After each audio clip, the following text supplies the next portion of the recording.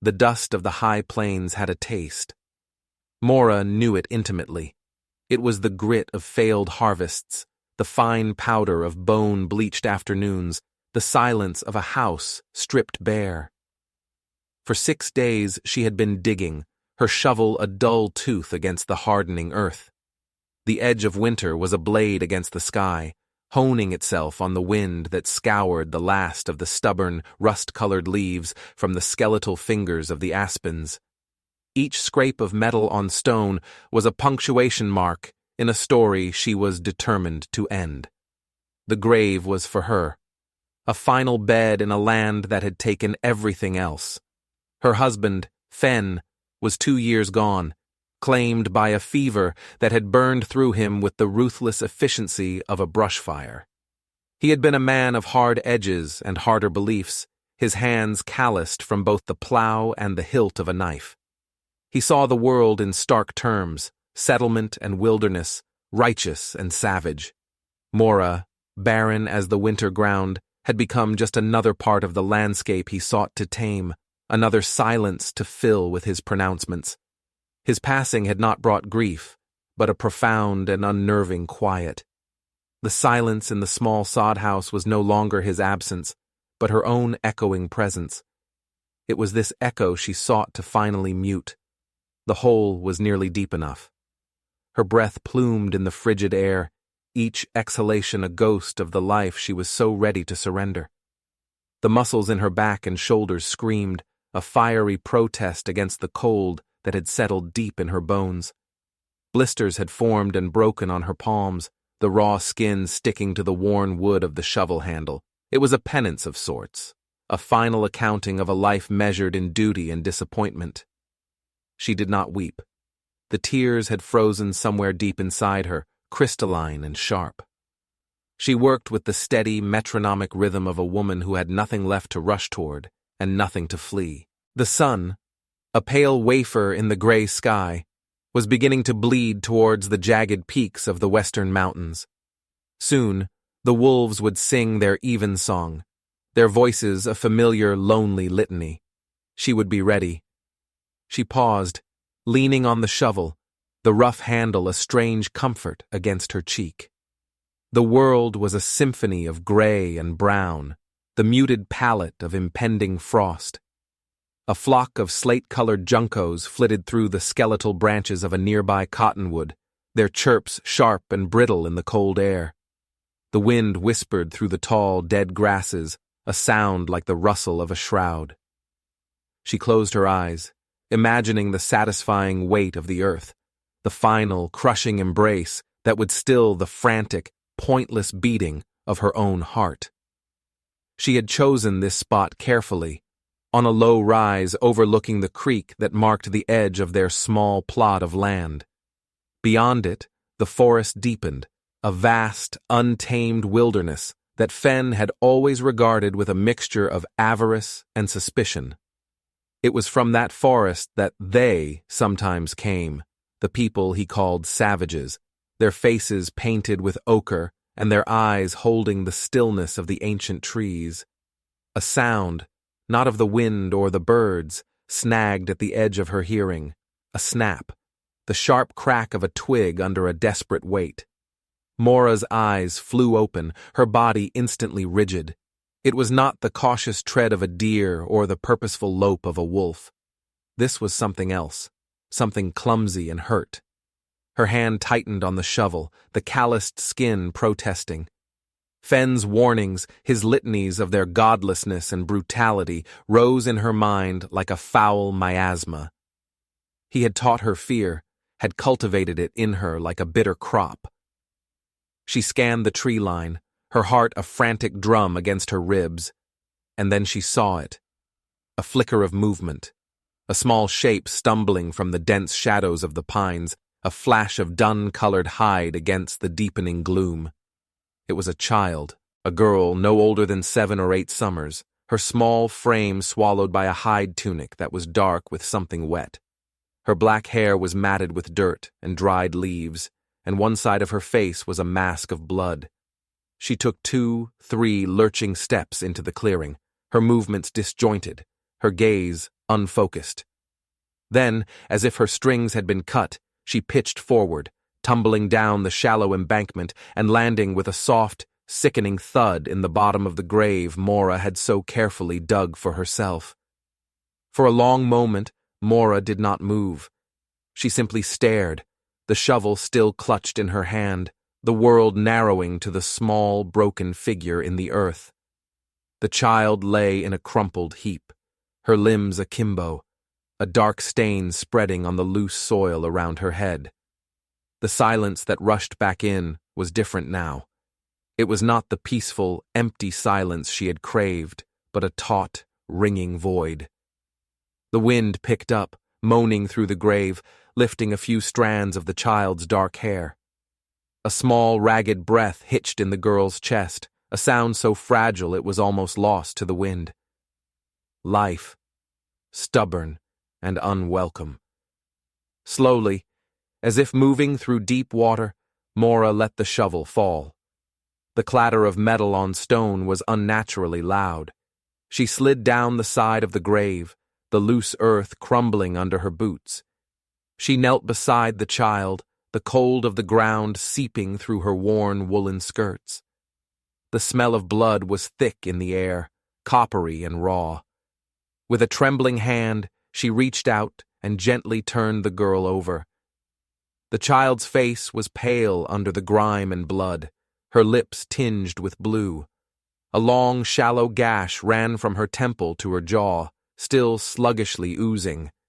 But it was not the wound that made Mora's breath catch in her throat. Around the child's neck, nestled against the blood-soaked hide of her tunic, was an amulet. It was a disk of polished, dark gray stone, smooth as a river pebble. Carved into its surface was the intricate image of a raven, its wings outstretched, its head turned as if in mid-cry, and in the center of the raven's chest, inlaid with startling precision, was a single, milky white stone that seemed to pulse with a faint, internal light. Mora's hand flew to her mouth, a strangled gasp escaping her lips. She had seen an amulet like this only once before. Years ago, a woman from the forest people had come to their door, her face a mask of desperate courage. She had been seeking help for her own child, a boy burning with the same fever that would later take Fen. In her trembling, outstretched hand, she had held a similar amulet, a different bird carved into the stone, but with the same milky gem at its heart. Fen had driven her away with curses and threats, his face contorted with a righteous fury that had chilled Mora to the core. "Savage magic," he had spat, his hand on the knife at his belt. "We'll have none of it here." The woman had fled, her back a portrait of despair, the amulet swallowed by the shadows of the forest. And now, here it was again. A different carving, a different child, but the same silent, potent magic. The girl's eyelids fluttered, a low moan escaping her lips. Her small hand, caked with dirt and blood, twitched, as if reaching for something. Without thinking, Mora gathered the child into her arms. The small body was surprisingly heavy, a dead weight of pain and exhaustion. But as Mora held her, something shifted deep within the frozen landscape of her own soul. A warmth, faint and terrifying, began to spread from the point of contact. The child, this broken, bleeding piece of the wilderness Fen had so despised, felt not like a savage, but like a child who was hurt, a child who was alone. The grave, her sanctuary, her final resting place, now felt like a cage. The carefully dug earth seemed to mock her, its purpose twisted and undone. Every touch, every gentle wipe of the cloth, was an act of defiance against the ghost of her husband. She could almost hear his voice, a low, guttural growl of disgust. "Touching that filth? You'll bring a curse on this house." He had seen them as less than human, their ways an affront to his rigid, unforgiving God. He had spoken of them as a plague to be cleansed, a wilderness to be tamed, not with the plow, but with the sword. She found a small clay pot filled with a salve of yarrow and pine resin she had made in the fall. It was a remedy her own mother had taught her, a simple, earthy magic that Fen had grudgingly tolerated for his livestock, but never for himself. The scent of the yarrow, sharp and medicinal, filled the small room. She smoothed the cool green paste over the gash, her fingers tracing the curve of the child's brow. The girl's breathing seemed to deepen, to settle into a more even rhythm. Mora pulled a thick wool blanket over the child, tucking it in around her small shoulders. The raven amulet lay on the rough-hewn table beside the cot, the stone cool and heavy in the firelight. She picked it up, her thumb tracing the lines of the carved bird. It was a powerful object. She could feel it. A weight of history, of belief, hummed in the stone. It was not the savage magic Fen had decried, but something older, something deeply connected to the land she now stood upon. The land remembered. The wind that rattled the wooden shutters, the cry of the coyote in the distance, the very earth beneath her feet. They were all part of a story that Fen had refused to read. She sat in the single wooden chair, her hands clasped in her lap, and watched the child sleep. The fire crackled, a warm, living presence in the room. The hours bled into one another, the darkness outside the small window absolute. Mora did not sleep. She watched, a sentinel at the bedside of a life she had not chosen but could not now abandon. Sometime in the deep, silent heart of the night, the girl's eyes flickered open. They were dark, the color of wet earth, and filled with a terror so profound it struck Mora to the core. The child's gaze darted around the unfamiliar room, her small body tensing under the blanket. Her lips parted, but no sound came out. Mora leaned forward, her movements slow, deliberate. "You are safe," she said, her voice softer than she had intended. The words felt foreign on her tongue, a promise she was not sure she could keep. The girl's eyes fixed on her, wide and unblinking. There was no comprehension in them, only a raw, animal fear. Mora held up the amulet, the raven glinting in the firelight. The child's gaze flickered to the stone, and a flicker of something else, recognition perhaps, passed through her eyes. Her small hand crept from under the blanket and reached for it, her fingers curling around the smooth, cool disk. She clutched it to her chest, a talisman against the encroaching darkness. Mora sat back, her heart aching with a strange, unfamiliar pang. This child was a vessel of memory, a living testament to a story that had intersected with her own in a moment of violence and desperation years ago. The woman with the trembling hand, the sick child, Fen's rage, it was all tangled up in the polished stone of this amulet. To protect this child was not just an act of compassion, it was an act of witness. It was to acknowledge a truth Fen had tried to bury under a mountain of self-righteous hatred. The first hint of dawn was a pale gray smear against the eastern sky when the child finally spoke. Her voice was a hoarse whisper, a single word that hung in the air like smoke. Onenha. Mora did not know the word, but she understood the tone. It was a question, a plea, a word for mother. Mora's own womb, a barren, desolate place, clenched with a grief so sharp it stole her breath. She was not a mother. She was a widow, a woman who had been digging her own grave. But as she looked at the small, terrified face in the cot, the dark eyes fixed on her with a desperate, fragile hope, she knew that the grave would have to wait. The land had given her a different task, a harder task, a task that would require not the stillness of death, but the fierce, unwavering strength of a life lived for another. She reached out and laid her hand on the child's forehead, the skin still cool and clammy. "Rest," she murmured, the word a vow. "Rest now." The girl's eyes drifted shut, her small hand still clutching the raven amulet as if it were an anchor in a storm-tossed sea. Mora sat in the growing light, the silence of the house no longer empty, but filled with the soft, steady rhythm of a sleeping child. The aching stillness of her self-burial was over. The price of protecting this child was just beginning to be tallied. And in the quiet of that dawn, with the scent of yarrow and wood smoke in the air, Mora Fenn faced what it meant to die not as a victim, but as a witness who had finally, with the simple, gentle touch of her hands, begun to speak the truth. The days that followed were a quiet, fragile truce with the encroaching winter. Mora moved through her small world with a new, unsettling purpose. The girl, whom Mora began to call Enola, in the privacy of her own mind, a name that simply appeared there, as if carried on the wind, remained weak, drifting in and out of a fevered sleep. The gash on her temple began to heal, the angry red softening to a puckered pink, but a deeper wound remained, one that no salve could touch. In her waking moments, she was silent, her dark eyes following Mora's every move with a watchful, feral intensity.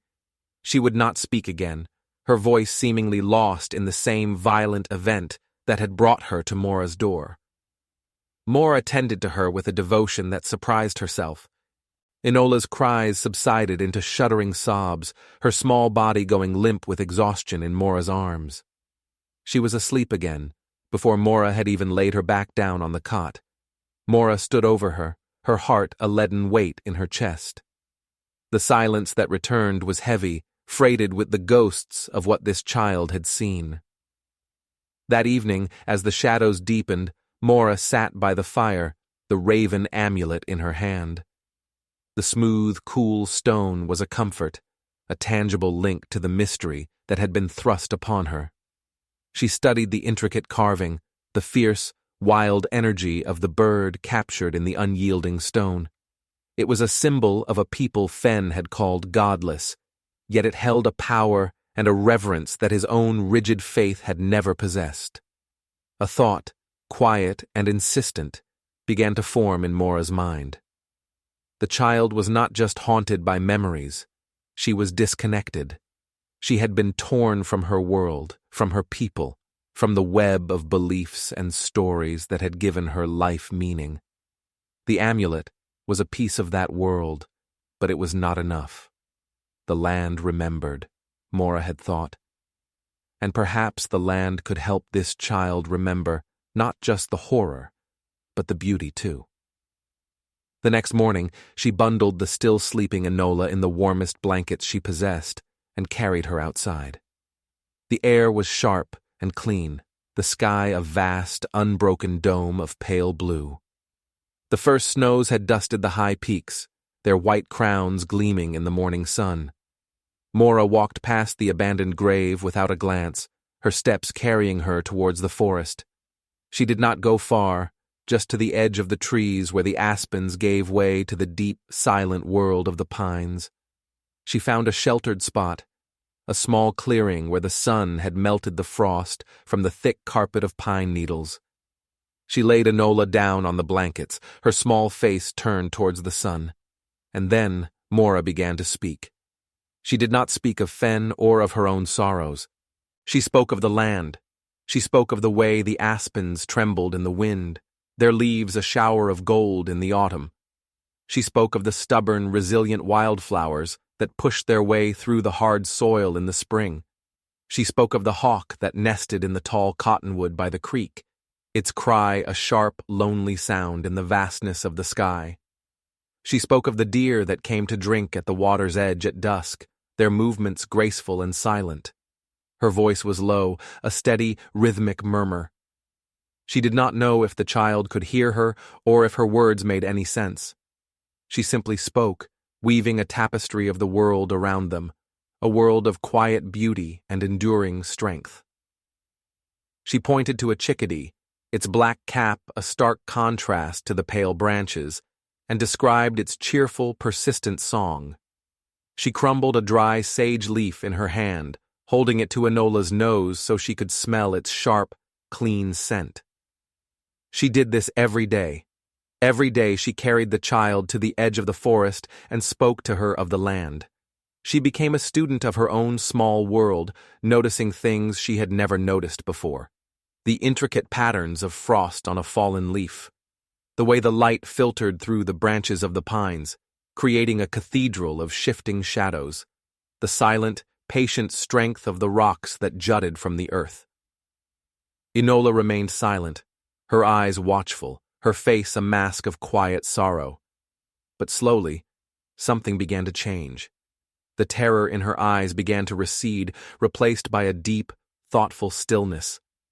She began to stay awake for longer periods, her gaze following the flight of a bird or the slow, deliberate crawl of a beetle on the forest floor. One afternoon, as Mora was describing the way the creek froze in the winter, its surface a sheet of milky white ice, Enola reached out a small hand and touched the rough bark of a pine tree. Her fingers traced the deep furrows, a look of quiet wonder on her face. It was a beginning. A small, fragile seed of connection planted in the barren soil of the child's grief. Mora felt a surge of hope so fierce it was almost painful. She had offered the child the only medicine she had, the quiet, enduring truth of the land itself. As the days grew shorter and the cold deepened, Enola's strength began to return.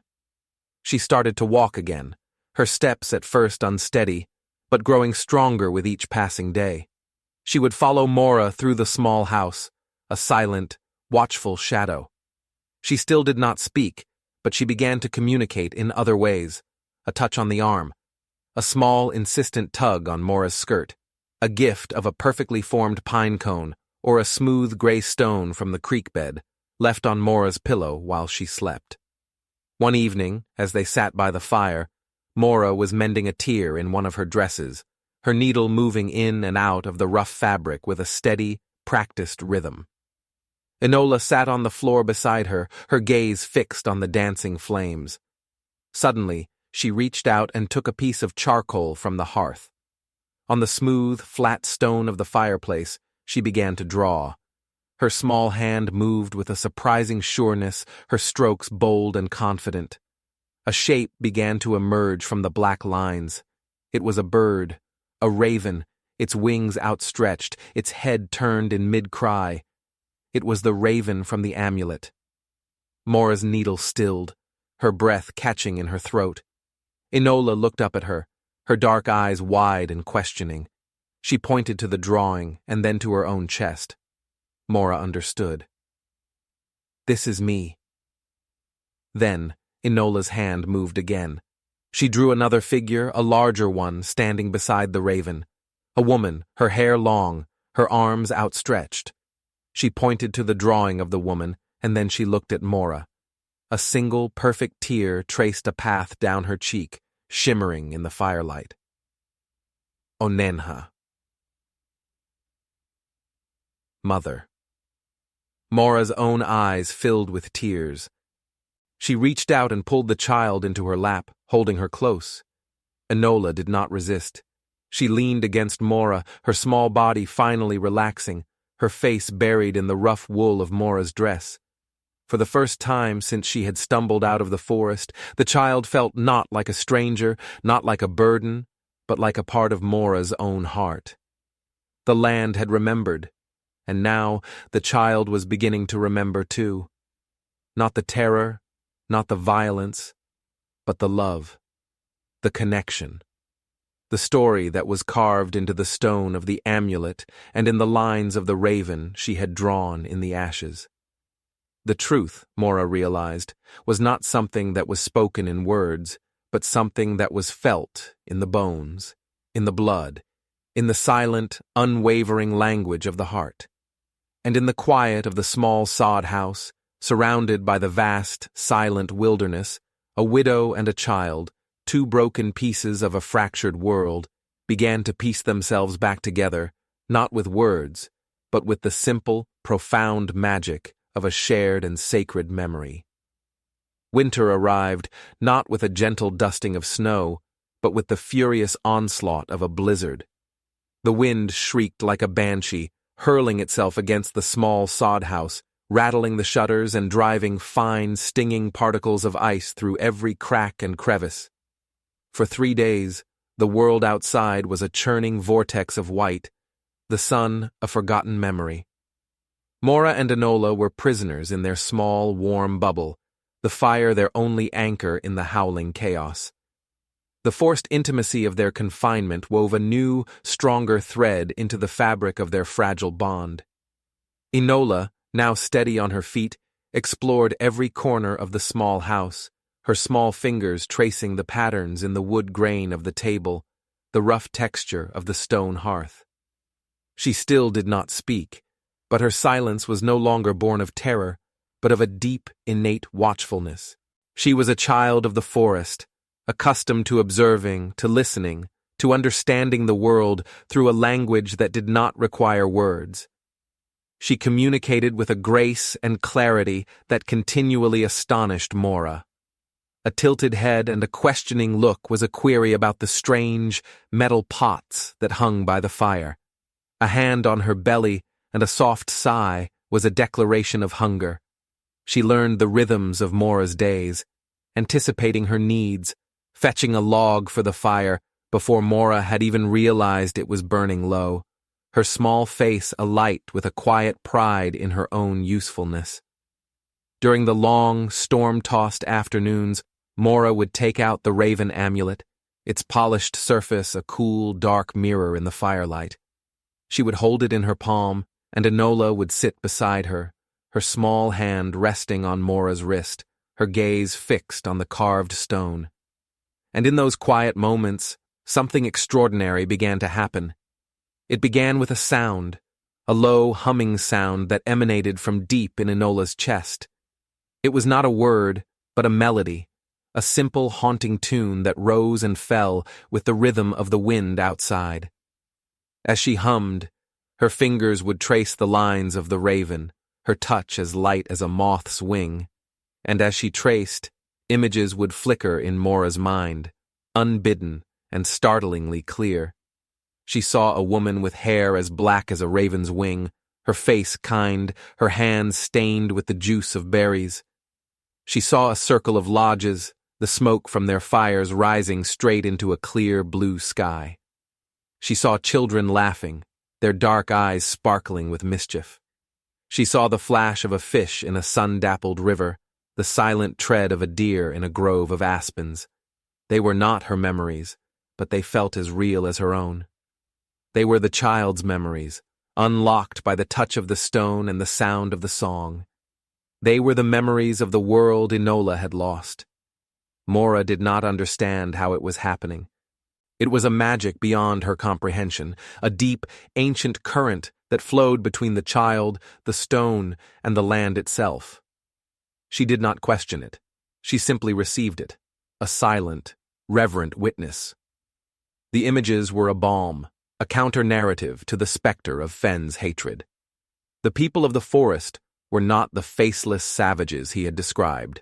They were a people of song, of laughter, of a deep, abiding connection to the world around them.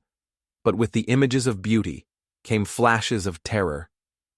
The crack of a rifle, a sound that shattered the peace of the forest. The acrid smell of smoke where it did not belong. The glint of metal in the sun. Men on horseback, their faces pale and bearded, their eyes cold and hard. A flash of a red shirt, a color that screamed against the green and brown of the woods. And then, a hand, trembling and outstretched, clutching an amulet. Not a raven, but a different bird. A hawk. The memory of the woman at her door years ago slammed into Mora with the force of a physical blow. She saw, through Enola's eyes, the woman with the hawk amulet being pushed to the ground, her cries silenced. She saw the flash of a knife, the same kind of knife Fenn had worn at his belt. The images were fragmented, chaotic, a kaleidoscope of violence and fear. Enola's humming would break, her body would tense, a low whimper escaping her lips. Mora would pull her close, her own heart pounding with a cold, sickening dread. The red shirt. She remembered a red shirt, packed away in the small wooden chest at the foot of her bed. One Fenn had been particularly proud of, worn only on special occasions. The blizzard broke on the fourth day, leaving behind a world transformed. The sky was a hard, brilliant blue, the sun a dazzling fire on the endless expanse of snow. The silence was profound, the only sound the soft drip of melting snow from the eaves of the house. Mora knew what she had to do. The truth, buried for years under a shroud of fear and denial, was demanding to be unearthed. She left Enola by the fire, the child's small face still clouded with the shadows of the memories they had shared. She went to the wooden chest, the lid groaning in protest as she opened it. The smell of cedar and disuse rose to meet her. There, at the bottom, folded with a neat, precise care that was so characteristic of Fen, was the red woolen shirt. Her hands trembled as she lifted it. It was heavy, the wool thick and coarse. As she unfolded it, something fell from its folds, landing with a soft thud on the wooden floor. It was an amulet, a disc of polished stone, just like Enola's. But this one was carved with the image of a hawk, its wings spread, its talons extended. And in its center, the milky white stone was shattered, a spider web of cracks marring its smooth surface. Mora sank to the floor, the red shirt pooling around her, the broken amulet in her hand. The pieces of the puzzle, scattered for so long, slammed into place with a brutal, devastating clarity. The woman at the door, the sick child, the raid on the village. Fen in his red shirt, his face a mask of righteous fury. It had not been a fever that had killed the woman's child. It had been Fen. He had not just driven her away, he had followed her. He and his kind had brought the fire and the sword to her people, and he had taken her amulet as a trophy. And Enola? Enola was a survivor of another, more recent atrocity. Another raid, another village destroyed. The gash on her temple, the blood-soaked tunic, the terror in her eyes, it was all a part of the same ugly story. A story of greed and violence, of a hatred that sought to possess and destroy everything it could not understand. Mora sat there for a long time, the cold of the floor seeping into her bones, the red shirt a shroud around her. The grief that washed over her was not for Fen, but for the woman with the hawk amulet, for the child who had died, for the people whose lives had been shattered. It was a grief for her own complicity, for the years she had spent in silent acquiescence to a cruelty she had been too afraid to name. She had thought she was burying a victim, but the victim was not her. The victims were the people of the forest, the people whose stories were carved in stone and sung on the wind. She was not a victim. She was a witness. And the silence she had so carefully cultivated for all those years was not a refuge, but a sin. She rose to her feet, her movements stiff, her face set in a mask of grim resolve. She took the red shirt and the broken amulet to the hearth. Without hesitation, she thrust them into the flames. The wool sizzled and smoked, the acrid smell filling the small room. The broken stone of the amulet glowed with a final dying light before it was consumed by the fire. Enola watched her, her dark eyes wide, a flicker of understanding in their depths. She did not know the details of the story, but she understood the act. It was a cleansing, a reckoning, a promise. When the shirt was nothing but a pile of black, smoldering ash, Mora turned to the child. She knelt before her, taking the raven amulet from around Enola's neck. She held it in her own hands, the stone warm and alive. Then, with a reverence she had never known, she placed it back around the child's neck. "I will not be silent any more," she said, her voice clear and strong. The words were a vow, spoken not just to the child, but to the land, to the spirits of the woman with the hawk amulet, and all the others whose stories had been silenced. She took Enola's small hand in her own. "We will not be silent," she said. The child looked at her, a long, deep look that held the wisdom of ages. And then, for the first time since she had stumbled into Mora's life, she spoke. Her voice was soft, a whisper of sound in the quiet room, but it was as clear and true as the note of a bird in the dawn. Deoni onena. I am here, Mother. The two words, were a key, unlocking the last of the frozen chambers in Mora's heart. Tears streamed down her face, hot and cleansing. She was not just a witness anymore, she was a guardian, a protector, a mother. The land remembered, and now Mora remembered too. She remembered who she was, not in relation to a man or a house or a grave, but in relation to the life she now held in her hands. The price of protecting this child was a price she would gladly pay, for in paying it, she was finally, truly, buying back her own soul. The winter howled outside, but in the small sod house 2 survivors, a woman and a child, stood together in the warm, steady light of a fire that had consumed the lies of the past and forged a new, unbreakable truth in their place. The fire that consumed Fenn's shirt and the Broken Hawk amulet seemed to burn away the last vestiges of the old world. A quiet settled over the sod house, but it was a different kind of quiet than the one Mora had once known. It was not the silence of emptiness, but the stillness of presence. It was the quiet of 2 people learning the shape of each other's souls. With the return of her voice, Enola began to bloom. The words came slowly at first, like the first tentative shoots of spring pushing through the frozen earth. She named the things in their small world in her own tongue. The fire was Otsira, the water, Oneka, the bread Mora baked was Okanata. Each word was a gift, a small, precious piece of the world she carried inside her.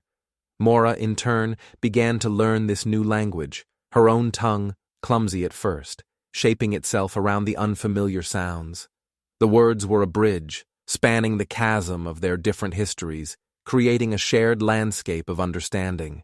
Through Enola's fragmented stories, Mora began to piece together the tapestry of the child's life. She learned of the Sunstone clan, the people of the Raven, who lived in a hidden valley 2 days' journey to the north. She learned of Enola's father, a great hunter named Coronhia, the sky. And she learned of her mother, Owara, the feather, the woman with the raven-black hair from Enola's memories, the one who had carved the amulet that now rested against her daughter's heart. The story of the raid was a wound that Enola could only touch upon in fleeting, whispered sentences. Men with faces like angry clouds, the sound of thunder that was not the skies, the smell of fear. The last thing she remembered was her mother, Owara, pushing her into the dense undergrowth of the forest, her voice a fierce, desperate whisper. Satek, Satek, run, run. And in her mother's hand, the raven amulet, pressed into Enola's own, a final desperate act of love and protection. The knowledge of what Fenn had done, of what men like him continued to do, was a constant, dull ache in Mora's chest. The wilderness was not the savage thing. The savagery was in the hearts of the men who sought to conquer it, to bend it to their will, to erase the stories that were not their own. She looked at Enola, at her resilience, at the deep, quiet wisdom in her young eyes, and she felt a surge of protective fury so fierce it was a physical force. As the snows began to recede, revealing the pale, sleeping earth beneath, a new resolve began to form in Mora's heart. It was not enough to protect this one child. It was not enough to bear silent witness. The truth, she knew, was not a passive thing. It demanded action. It demanded a voice. She began to prepare. She mended Fenn's old hunting pack, her stitches small and tight, a penance for her years of silence.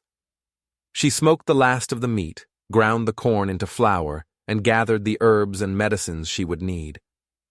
She was no longer preparing for a journey into death, but for a journey into life, a journey to return a child to her people. Enola watched her, her small face a mixture of hope and fear. "Onenha, where are we going?" she asked one evening, her voice small. Mora knelt before her, her hands on the child's small shoulders. "I am taking you home, little bird," she said, her voice steady. "I am taking you back to the Sunstone clan." The journey was a pilgrimage. They set out on a morning when the air was crisp with the promise of spring, the sun a warm hand on their backs. Mora carried the pack, its weight a comforting burden. Enola, her small hand clutching Mora's, walked beside her, her eyes scanning the familiar landscape of the forest. The land itself seemed to guide them. Enola, now in her element, pointed out the tracks of a fox, the hidden nest of a grouse, the patch of early spring greens that would be good to eat. She read the story of the forest with an effortless grace that humbled Mora. This was her home, her birthright. The knowledge was in her blood, in her bones. They traveled for 2 days, sleeping under the vast, star-dusted canopy of the sky, the fire a small, defiant spark against the immense darkness.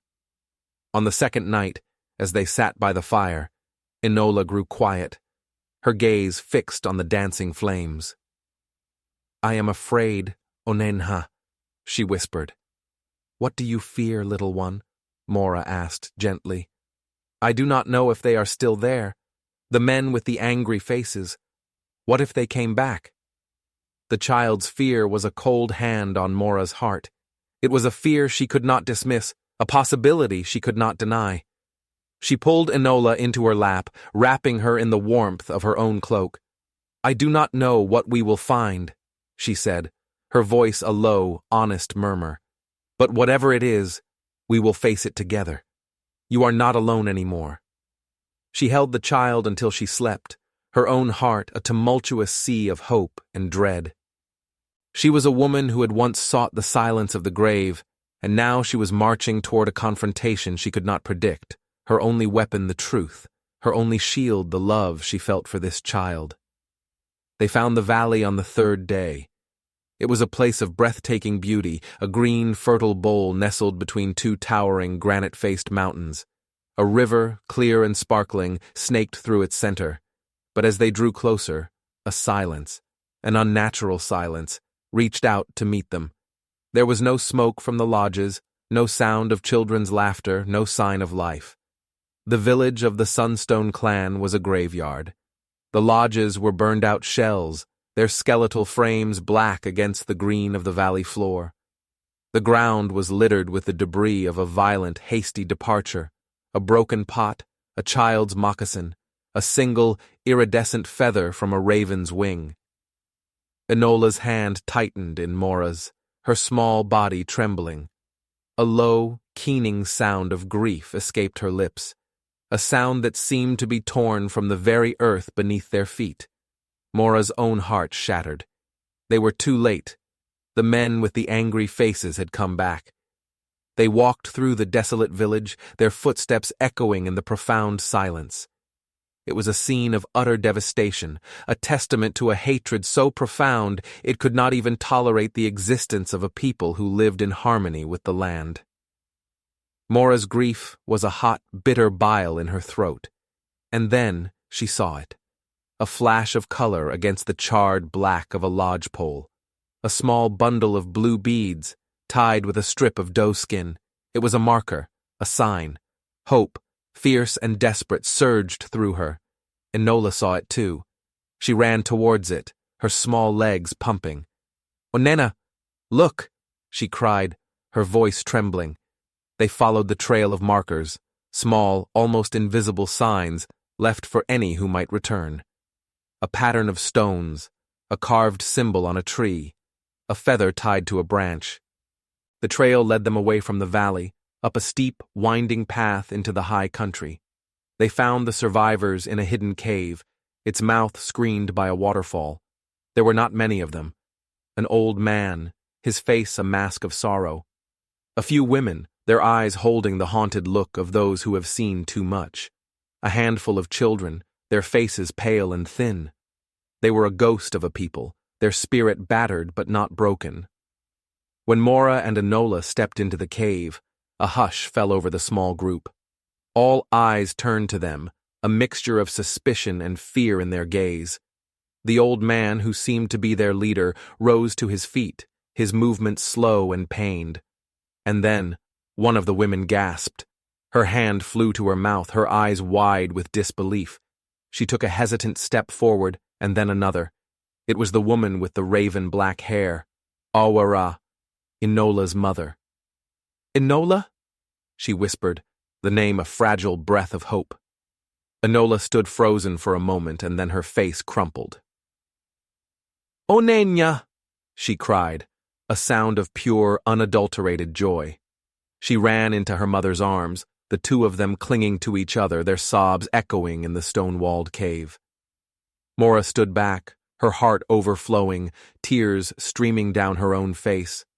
She was an outsider, a woman of the people who had brought this destruction. She did not belong here.